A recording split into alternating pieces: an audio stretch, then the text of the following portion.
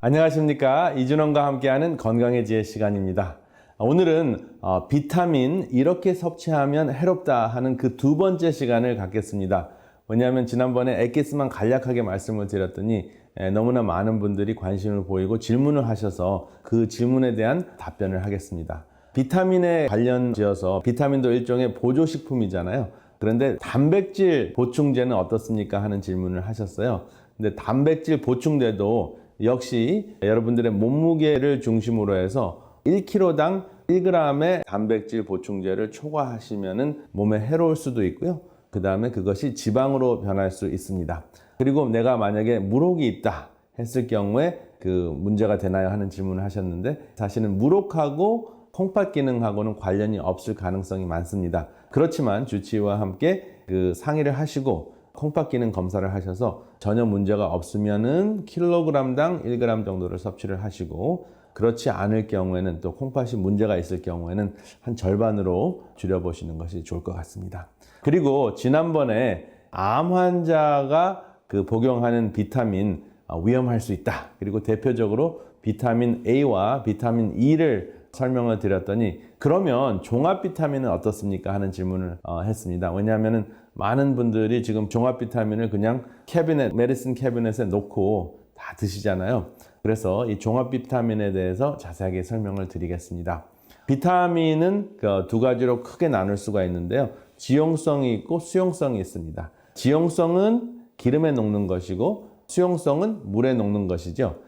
그래서 기름에 녹는 것은 몸에 오랫동안 누적이 돼서 독성을 잃을 가능성이 굉장히 높고요. 수용성은 과다 섭취를 했을 때 문제가 될 수는 있지만, 사실은 콩팥 기능이 정상으로 작동이 되고 간 기능이 정상인 경우에는 해독이 되고 또 배설이 되기 때문에 큰 문제가 되지 않습니다. 그래서 큰 문제가 주로 되는 그 비타민은 지용성 비타민, 비타민 A, D, E, K가 될 수 있는데요. 비타민 D와 비타민 K는 굉장히 활발하게 몸에서 사용을 하기 때문에 정말 이제 그 집중적으로 문제가 되고 있는 그 비타민은 비타민 A와 비타민 E의 과잉 복용입니다. 그래서 정제로 과잉 복용했을 때 어떠한 문제가 있는가 지난번에 잠깐 설명한 강의를 들으시고 걱정들을 하셨는데요. 일단은 지난번의 내용을 논문을 중점적으로 집중해서 다시 한번 요약하겠습니다. 지난번에 그 말씀드렸던 그 내용 중에서 특별히 어떠한 상황에서 비타민 정제 복용이 위험한가 하는 것을 중점적으로 말씀을 드리자면, 그 암 환자나 또 암에 걸릴 수 있는 가능성이 있는 환자들이 비타민 A와 비타민 E를 복용했을 때 문제가 된다라고 말씀을 드렸습니다. 예를 들면 대표적인 사람들이 흡연자들이죠.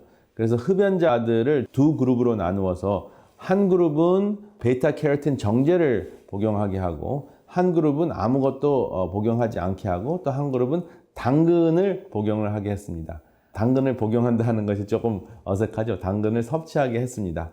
그랬더니 10,000명 단위로 봤을 때 폐암, 전립선암, 방광암, 위암 발병률이 증가했다 하는 것이 확인이 돼서 큰 논란을 이루었습니다. 그래서 내가 암에 걸릴 가능성이 높은 사람들은, 특별히 담배를 피우고 또 방선에 노출이 되거나 그리고 그 미세먼지에 노출이 되는 분들은 특별히 폐암에 걸릴 가능성이 있을 수 있잖아요. 근데 그런 분들에게 특별히 그 베타캐로틴 정제가 좋을 것 같아서 복용하게 했더니 암 발병률이 그렇지 않은 사람들보다 증가했다는 것입니다.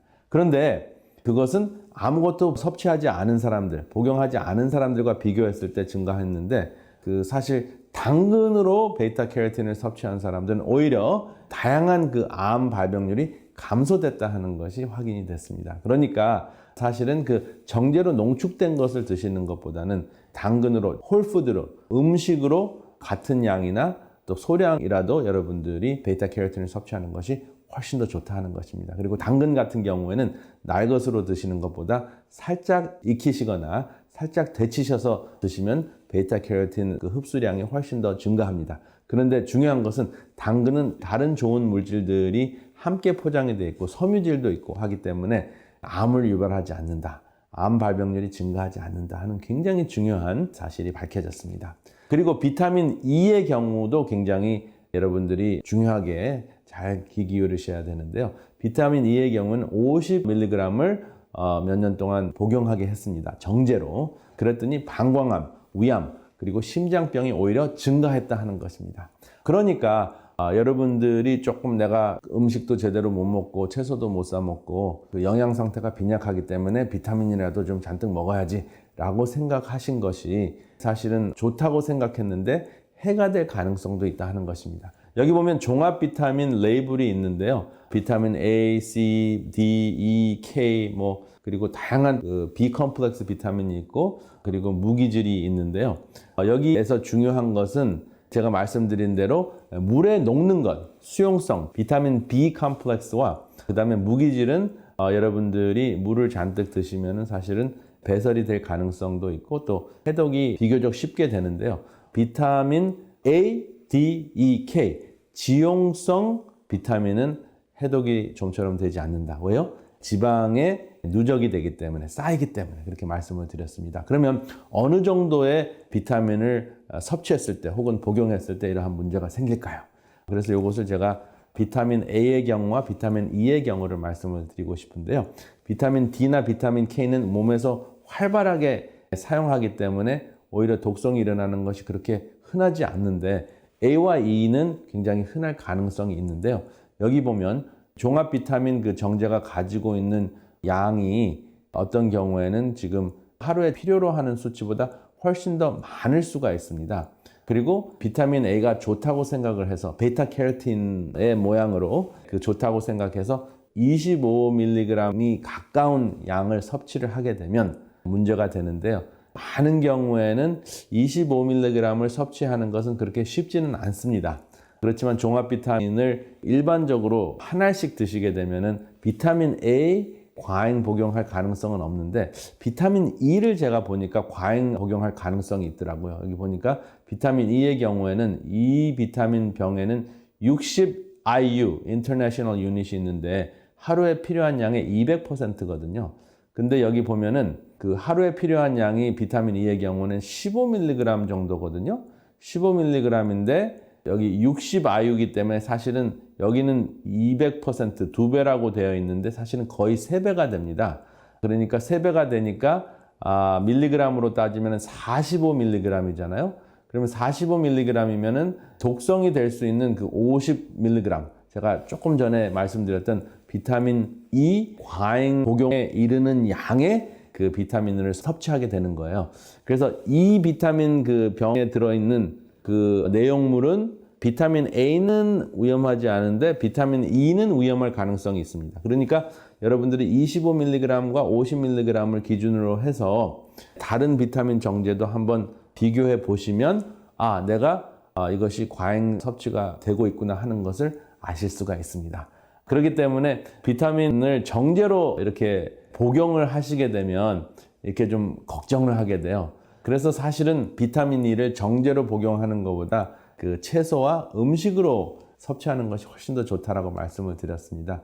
근데 어떤 분은 이거 채소로 골고루 이렇게 해 먹으려면 정말 신경을 많이 써야 되고 또 비싸고 이렇게 말씀을 하시는데요. 한 번만 여러분들이 이것을 잘 살펴봐 가지고 내가 어떻게 채소를 섭취해야 되겠나 하는 것을 연구를 하시면 굉장히 어려운 것은 아닌데요. 비용이 훨씬 더 비싸다 이렇게 이야기를 하시는 분들에게는 일단은 미국 같은 경우에는 그것이 그렇게 큰 비용이 되지는 않습니다. 그런데 이제 한국 상황은 제가 정확하게는 잘 모르겠습니다. 그렇지만은 비타민이나 다양한 그 채소의 혜택을 생각하면은 거기에 투자하셔도 정말 굉장히 값진 투자가 될 것이라고 확신을 합니다. 그래서 여러분들이 일단은 비타민을 채소와 음식을 통해서 섭취하면은 이렇게 불안하지 않게 섭취할 수 있다 하는 것입니다. 그래서 여기 그 비타민 정제에 대한 질문, 이렇게 균형을 잡기가 참 힘들 수가 있기 때문에 채소를 통해서 드시면은 그러면 큰 문제가 되지 않는다 하는 것 기억하시기 바랍니다. 그리고 또 어떤 분이 지용성인 그 오메가3를 복용하고 있고 그 다음에 브라질 넛을 같이 지금 먹고 있는데 브라질 넛이나 오메가3도 과잉 복용이나 섭취가 될 수 있지 않을까요? 하는 질문을 하셨습니다. 먼저 오메가3 같은 경우 지용성이기 때문에 과잉 복용이 될 수가 있습니다. 하루에 4g 정도, 4g을 초과하시지 않는 것이 굉장히 중요하고요. 브라질 넛도 하루에 20g, 무게로 쟀을 때 20g을 초과하지 않아야지 셀레니움 독성을 예방하실 수가 있습니다.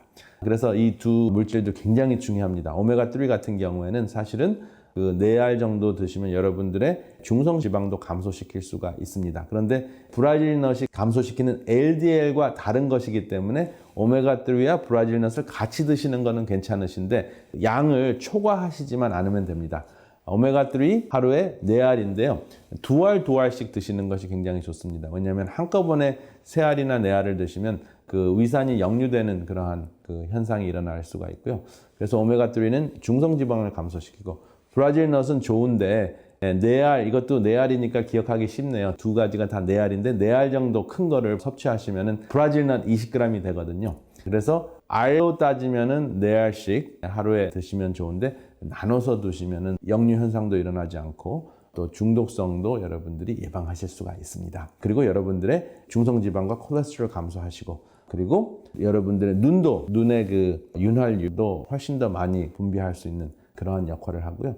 그 다음에 여러분들의 관절에도 굉장히 큰 도움이 됩니다. 그리고 또 특별히 두뇌 기능도 민첩하게 하는 굉장히 좋은 효과가 있기 때문에 여러분들이 챙겨 드시면 되겠습니다. 과잉 섭취만 하지 않으시면 됩니다.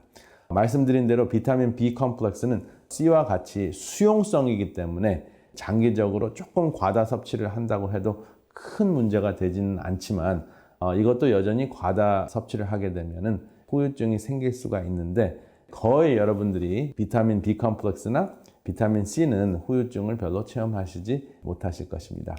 그리고 이제 비타민 C의 경우는 전 세계적으로 이제 연구한 것을 살펴보면 메가도스 때문에 혜택을 본 분들도 있지만은 사실은 비타민 C를 드시는 분들은 사실 건강을 잘 챙기시는 분들이잖아요. 근데 그런 분들이 예를 들어서 시금치를 같이 드셨다. 아니면 그 다른 채소 중에서 악세일릭 애시드라는 그 산이 있는데 그것을 함께 섭취하시게 되면은 돌이 생길 수도 있습니다. 그래서 보통 우리 몸에서 필요로 하는 비타민 C의 양은 90mg인데 1000mg 이상을 매일 과잉 복용하실 필요는 없고요.